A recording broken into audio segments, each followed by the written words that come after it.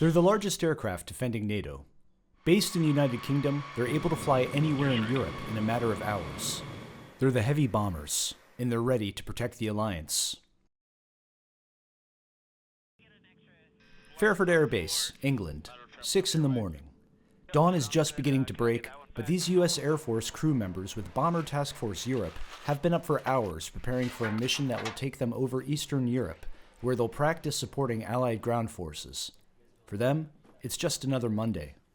The mission of the Bomber Task Force is to provide deterrence and defense, to demonstrate that capability to all our partners and allies across Europe, and then also to integrate with those partners and allies through a series of missions throughout the time of their deployment.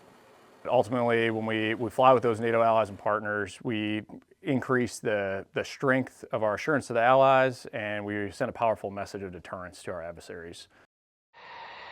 The US Air Force has deployed heavy bombers to Europe since 2018. Often, they send the B-52 Stratofortress, one of the longest-serving and most reliable aircraft in NATO's arsenal. Its crews affectionately call it the Buff, big, ugly, fat fella. But what it lacks in looks, it makes up for in endurance. The B-52 can fly marathon, globe-spanning missions that begin and end in the United States.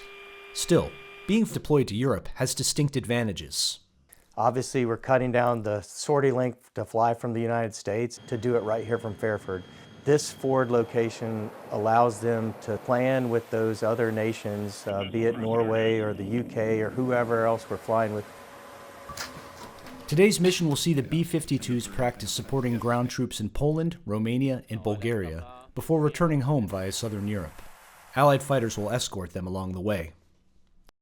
The crew gears up. They check the seals on their oxygen masks. They have 9 hours in the air ahead of them, a relatively short flight by their standards. They review details about the airspace during a pre-flight briefing. With many borders to cross and air traffic controllers to switch between, the European skies can be challenging for US pilots. Meanwhile, maintenance crews are performing final checks on hundreds of components that need constant care. Without these skilled technicians, the Buff simply doesn't fly. A typical pre-flight is going to take about 8 hours for 4 individuals. After they complete all their actions, which for pre-flight could be upwards of 182 maintenance actions individually, then the aircraft is ready to fly.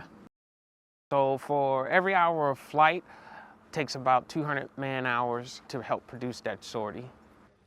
The bomber crews head out to their planes, give the aircraft one last inspection, and climb in through a hatch in the belly. The crew settles in for takeoff, and the pilots fire up each of the B-52's 8 engines.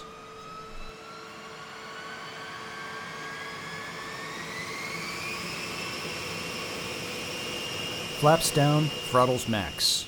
With 68 tons of thrust at its back, the massive plane takes off. Going here. You're tracking. 2 flaps tracking. Flaps are stopped. Good for the right turn to 360. The B-52 has a crew of 5, each with their own specific role. So you have the aircraft commander. He sits in the left seat. He's responsible for the safe employment of that aircraft. The co-pilot is one of our more junior pilots typically. They've got the good airmanship, but we're working on developing their mission awareness. We've got our electronic warfare officer, so they are really the defensive specialists of this airplane. In the lower section of the crew compartment is the radar navigator, so they are traditionally the ones tasked with the weapons management. And then sitting next to them on the right is the navigator, and their kind of traditional duties center around mission timing, the route. As they near the target areas, the crews link up with Allied Joint Terminal Attack Controllers, or JTACs, on the ground.